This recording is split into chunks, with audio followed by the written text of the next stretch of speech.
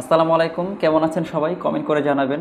আজকে আমি পেন ড্রাইভে উইন্ডোজ বুটেবল করে দেখাবো। আমরা আগে যখন উইন্ডোজ সেট আপ করতাম, কোনো পিসিতে যখন উইন্ডোজ ইনস্টল করতাম, তখন আমরা সিডি কিনতাম এবং সেই সিডি কিনে আমরা উইন্ডোজ সেট আপ করতাম। এখন বর্তমানে তো অধিকাংশ ল্যাপটপে সিডি রুমই নেই। তো আমাদের উইন্ডোজ করার জন্য পেন ড্রাইভের প্রয়োজন হয়। পেন ড্রাইভে কিন্তু উইন্ডোজের ফাইল থাকলেই উইন্ডোজ সেট আপ করা যায় না। উইন্ডোজ সেট আপ করতে হলে আপনার পেন ড্রাইভটি বুটেবল থাকতে হবে। তো আপনি যদি বুটেবল করতে চান, আমার এই ভিডিওটি দেখতে পারেন। খুব অল্প সময়ে 2 MB একটা সফটওয়্যার দিয়ে কীভাবে আপনি উইন্ডোজ করতে পারেন, এটা আমি আপনাদেরকে দেখাবো। তো চলুন আমরা স্ক্রিনে যাই। আজকে আমি যে সফটওয়্যারটি দিয়ে পেন ড্রাইভ বুটেবল করবো, সেটা সফটওয়্যারটির নাম হচ্ছে রুফুস। এটা আপনি গুগলে যদি রুফুস লিখে সার্চ করেন খুব সহজেই পেয়ে যাবেন। এটা ফ্রি ডাউনলোড করা যায়। আমি সফটওয়্যারটি ওপেন করলাম। আপনার কাছে যদি উইন্ডোজের ফাইল নাও থাকে তাহলে আপনি এই কাজটি করতে পারবেন। মানে আপনার কোনো আইএসও ফাইল লাগবে না। আইএসও ফাইল ছাড়াই আপনি উইন্ডোজ বুটেবল করতে পারবেন। আইএসও ফাইল তাহলে কোথায় পাবেন আপনি? আমাদের এই সফটওয়্যারের ভিতরে আইএসও ফাইল আপনি ডাউনলোড করতে পারবেন। মানে আলাদাভাবে আইএসও ফাইল যদি নাও থাকে তাহলে আপনি করতে পারবেন। আপনি শুরুতে যেমন এখানে ওপেন হয়েছে, আপনি এখানে যেতে পারেন। এখানে যেতে পারেন, গিয়ে দেখুন এখানে সিলেক্ট লেখা আছে। আমি যদি ডাইরেক্ট সিলেক্টে ক্লিক করি তাহলে আমার কাছে সে আইএসও ফাইল চাবে সফটওয়্যারটি, ঠিক আছে। আর যদি আমি এখানে ক্লিক করি, ক্লিক করে ডাউনলোডে ক্লিক করি এবং এখন ডাউনলোড ক্লিক করি, তাহলে আমার আইএসও ফাইল ডাউনলোড হবে অনলাইন থেকে। দেখুন ডাউনলোড প্রসেসিং শুরু হয়ে গেছে, ডাউনলোড হবে। আমি আরও বিস্তারিত এখানে আমার কাছে দেখাবে যে আমার কি ডাউনলোড হতে চাচ্ছে। আমার কি 7 নিব নাকি? এই যে দেখেন, এই যে চলে এসেছে। আমি যেটার কথা বলছিলাম, উইন্ডোজ 11 আছে, 10 আছে, আর এখান থেকে ডাউনলোড করতে পারবেন। আপনি যদি 10 ডাউনলোড করেন, এখানে 10 সিলেক্ট করবেন, কন্টিনিউতে ক্লিক করবেন। তারপর আরও অপশন চাবে যে আমি কোন ভার্সন চাচ্ছি উইন্ডোজ 10-এর, এগুলো বিভিন্ন কিছু চাবে। আমার কাছে এটা ডাউনলোড করা আছে। আপনি কন্টিনিউ দিলে তারপর আরেকটা অপশন চাবে শুধুমাত্র আপনি কি হোম চাচ্ছেন, উইন্ডোজ 10 হোম চাচ্ছেন নাকি প্রফেশনাল চাচ্ছেন, ঠিক আছে। তারপরে ওকে ক্লিক করলেই আপনার ফাইলটি ডাউনলোড হয়ে যাবে। তো আমরা সেটাতে যাব না, কারণ আমার কাছে ডাউনলোড করা আছে। আমি এটাকে কেটে দিলাম। ডাউনলোড করার পর কীভাবে আপনি বুটেবল করবেন সেখান থেকে আমি ভিডিওটি শুরু করছি।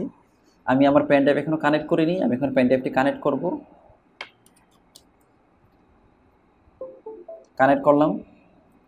দেখুন আমার 64 GB একটি পেন ড্রাইভ এটা এখানে দেখাচ্ছে। আপনার পেন ড্রাইভে যদি কোনো ফাইল থাকে অবশ্যই সেটাকে অন্য কোথাও কপি করে নেবেন, কারণ আপনার পেন ড্রাইভটা কিন্তু ফুল ফরম্যাট হয়ে যাবে, এই ফাইল আর পাওয়া যাবে না। তো এখান থেকে আমি পেন ড্রাইভ সিলেক্ট করলাম। যদি আপনার কয়েকটা পেন ড্রাইভ লাগানো থাকে এখানে শো করবে। আমার যেহেতু একটাই পেন ড্রাইভ লাগানো আছে, একটাই শো করছে এখানে। পরবর্তীতে যে বলছে এখানে আইএসও ফাইল দেখানোর জন্য, আইএসও ফাইল আমার কাছে ডাউনলোড করা আছে, ঠিক আছে। আমি এখান থেকে সিলেক্ট বাটনে ক্লিক করব। আমার ডি ড্রাইভে রাখা আছে, এই যে আইএসও ফাইল আছে এখানে। এই হচ্ছে আমার উইন্ডোজ 10 64 বিট ভার্সন। 64 বিটের একটি উইন্ডোজ। এটি 64 বিটের উইন্ডোজ। আমি এটাকে দেখিয়ে দিলাম, হয়ে গেল। এখন আমি এটাকে জিপিটি করব নাকি এমবিআর করব আমার কাছে জিজ্ঞেস করছে। যদি আপনার ল্যাপটপগুলো 4 জেনারেশনের উপরে হয়, 5th gen, 6th gen, 8th gen, তাহলে জিপিটি এবং এমবিআর দুইটা মোডই ল্যাপটপে থাকে। এখন যে আধুনিক ল্যাপটপগুলো আসতেছে বর্তমানে 10 জেনারেশন, 11 জেনারেশন, 14 জেনারেশন পর্যন্ত, এগুলো জিপিটি সাপোর্ট করে খুব ভালো মতো। আপনি যদি জিপিটি করেন ভালো হবে এগুলোর জন্য। তো আমি জিপিটি মোড সিলেক্ট করলাম। এখানে ইউএফআই থাকবে জিপিটি মোড সিলেক্ট করলে।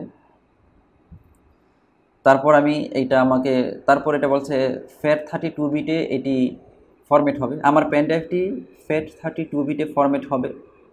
এটা কত কিলোবাইটে এটা কাজ করবে সেটা এখানে শো করছে। এগুলো কোনো কিছু আপনার নড়াচড়া করার কোনো দরকার নেই। আপনি যদি আপনার ইয়ার একটি নাম দিতে চান পেন ড্রাইভে, সেটা এখানে দিতে পারেন। আমি দিয়ে দিচ্ছি উইন্ডোজ 10, লিখে দিচ্ছি উইন্ডোজ 10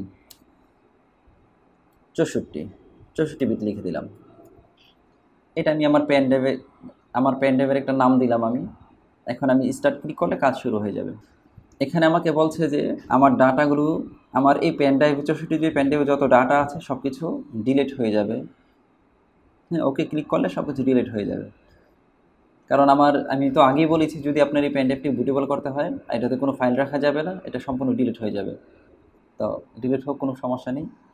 যে পার্টিশন ডিলিট হচ্ছে শুরুতে, পেন ড্রাইভে তো একটা পার্টিশন থাকে, সেটা ডিলিট হচ্ছে। এখন ফরম্যাট হচ্ছে, এখন ফাইলগুলো কপি হচ্ছে।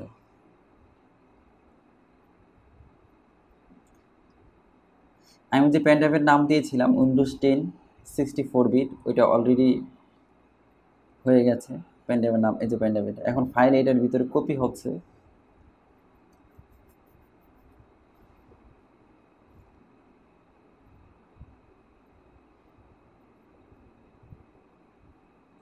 একটু সময় লাগবে, কতক্ষণ সময় লাগবে এটা আপনার পেন ড্রাইভের উপরে ডিপেন্ড করে। আপনার পেন ড্রাইভটা যদি খুব ভালো কোম্পানির হয়, আপনার পেন ড্রাইভটা যদি ভালো মানের হয়ে থাকে, ভালো ব্র্যান্ডের হয়ে থাকে, তাহলে খুব তাড়াতাড়ি কাজ করবে। এখান থেকে আমি ভিডিওটি একটু টেনে দিচ্ছি। কপি হয়ে গেলে আমি পেন ড্রাইভটি আপনাদেরকে দেখাবো ফাইলগুলো কোন ফরম্যাটে আছে।